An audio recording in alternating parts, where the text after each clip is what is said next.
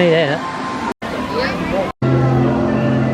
Welcome to a voyage of discovery and awareness of the richness of the diversity, the often surprising nature living with the land. Our journey begins as dramatic and sudden changes are sweeping over the land. The approaching storm may seem violent and destructive to us, but to nature, it's a new beginning in the cycle of life.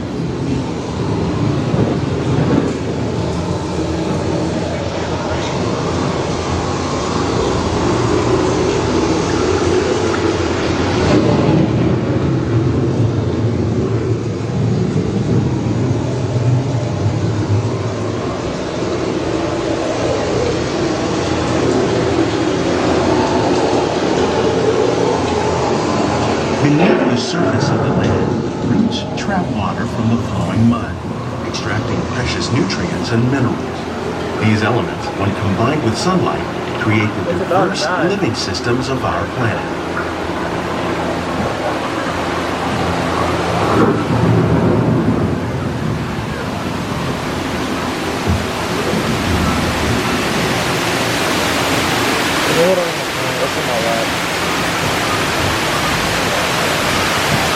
One of those living systems is the rainforest, home to the most amazing concentration of life on our planet.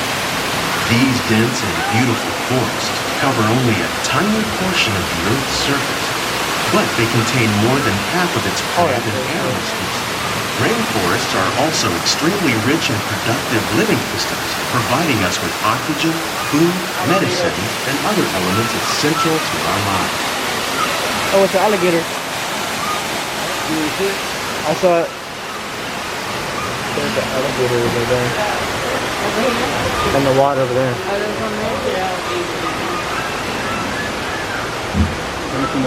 In the desert, nature has created a very different, but no less beautiful living system.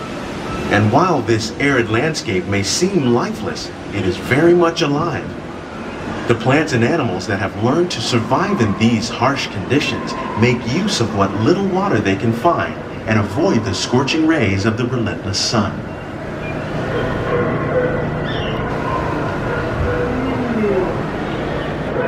The American prairie once appeared as desolate as the desert, but over time, rainwater and nutrients gradually penetrated the hard surface of this land. Even the hooves of the mighty buffalo helped create the rich soil that would one day become home to the American farm.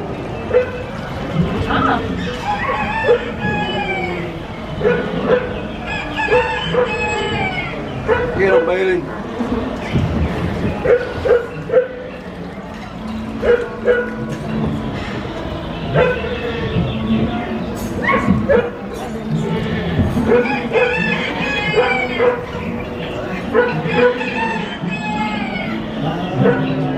Of all the forces at work on the land, humans have had one of the most profound effects.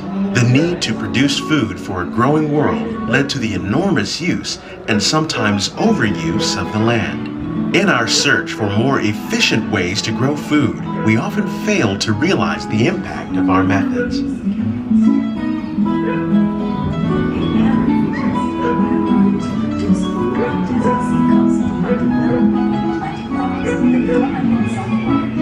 Today, we're learning to live with the land, discovering better ways to grow food that will assure both human and environmental well-being. Here at Epcot, we're learning to reduce the need for chemical pesticides by breeding and using natural predators, like ladybugs and wasps, to control pests.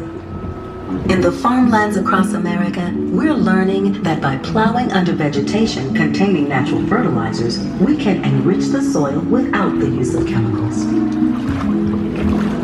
In arid regions, we're learning to produce food on desert seacoasts by developing and planting crops that thrive on salt water. In Japan, we're learning that by mixing leaves and other living materials into our soil,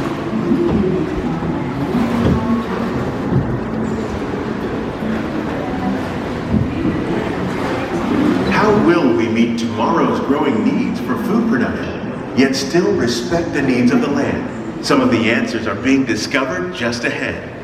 To help us maintain these carefully controlled ecosystems, and for your safety, please remain seated in your boat at all times.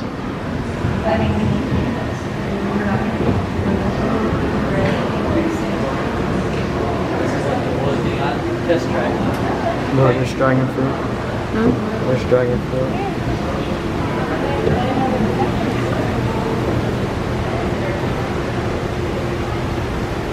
Say.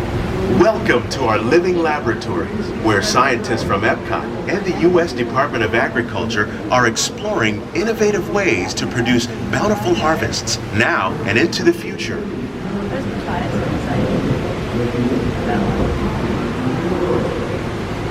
The tropics are home to the greatest diversity of plants on the planet. Many of these, like papaya, bananas, cacao, coffee, and rice, are well known around the world. These are just a few of the edible plants that have been an important source of nutrition for people living in the tropics. Many are rich in vitamins and minerals, while others are well adapted to growing in less than ideal conditions. Some, like the water lily, thrive in wet, swampy areas and waterways. All parts of this plant, even the flower petals, are edible. The starchy root of the plant has long been used to make flour for baking.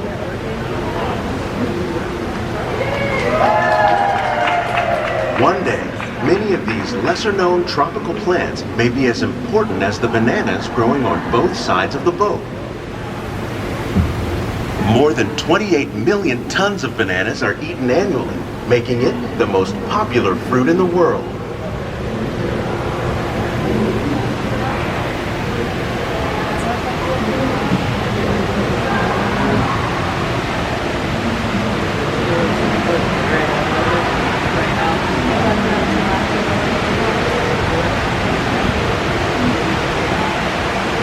Think of fish, but fish farming or aquaculture accounts for nearly half of all the seafood consumed globally.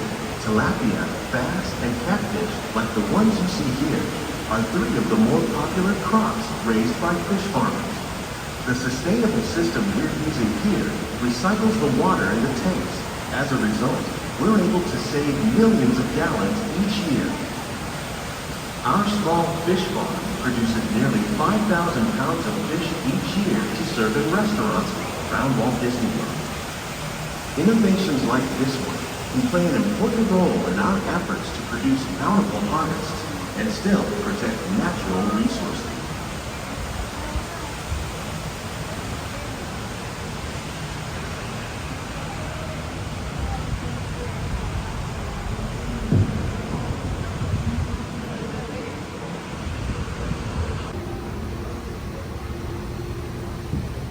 Welcome to our living laboratories, where scientists from Epcot and the U.S. Department of Agriculture are exploring innovative ways to produce bountiful harvests now and into the future.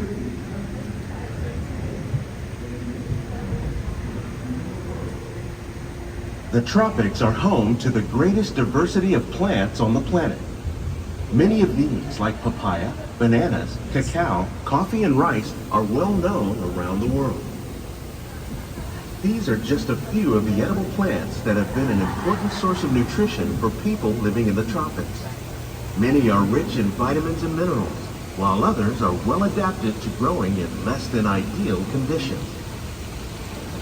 Some, like the water lily, thrive in wet, swampy areas and waterways. All parts of this plant, even the flower petals, are edible. The starchy root of the plant has long been used to make flour for baking.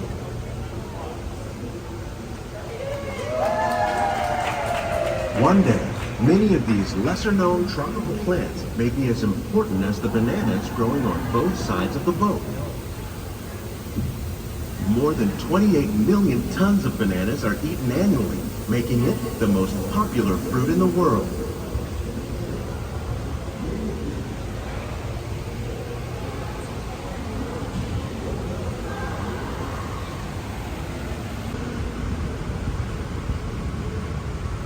While there are more than 50,000 edible plant species in the world, most of us are only familiar with the handful that make up our everyday diet. The common grains growing here, wheat, maize, sorghum, and millet, plus rice, account for nearly 2/3 of our global food consumption. Learning how to increase yields of these staples is an important goal of research around the world.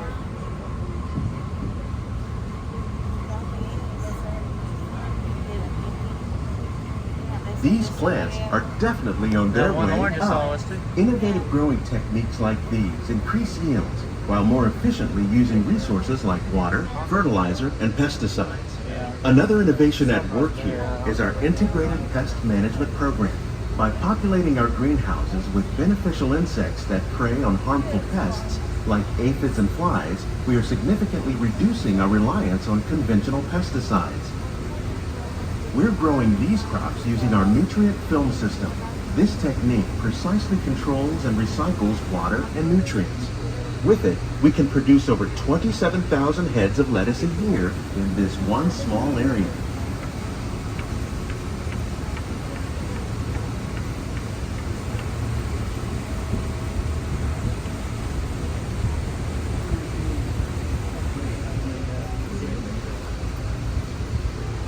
Some of our best ideas have been inspired by nature, like these fruit and vegetable trees.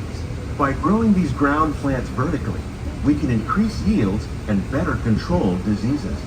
These crops taste as good as they look. In fact, we serve more than 15 tons of produce from our greenhouses in restaurants here at the land every year.